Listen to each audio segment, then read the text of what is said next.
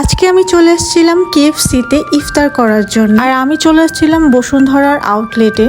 আর এখানকার ইফতার কেমন হয় সব কিছুই তোমাদেরকে শেয়ার করব আজকের ভিডিও। সো হ্যালো এভরিওয়ান, আসসালামু আলাইকুম, কেমন আছো সবাই? আজকে ছিল ফ্রাইডে আর আমি গিয়েছিলাম একটু পার্লারে আমার হেয়ার ট্রিটমেন্ট করানোর জন্য। আর এই তো আমি ভাবলাম যে আজকে আমি কেএফসিতে চলে যাই, যেহেতু এত সময়ও নেই, ইফতার করে আমি বাসায় যাব।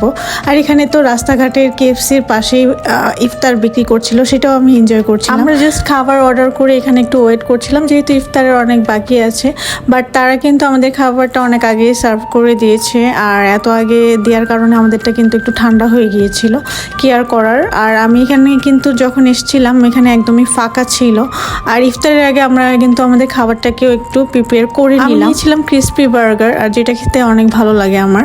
আর এখানে যখন আমি এসেছিলাম তখন একেবারেই ফাঁকা ছিল, যার কারণে আমার তো ভালোই লাগছিল, মনে হচ্ছিল যে ফাঁকা থাকলে এখানে আমি আসবো আবার। কিন্তু কি আর বলবো, ইফতারের টাইমে যে কি পরিমাণ ভিড় সেটা আমি তোমাদের একটু পরেই দেখাবো। আর এই তো ইফতারের টাইমও কিন্তু হয়ে গেছে, আর হঠাৎ করে কিন্তু হুড়মুড় করে সব লোকজন ঢুকে ইফতার করতে শুরু করে দিল। আমি তো অবাক হয়ে গেছি।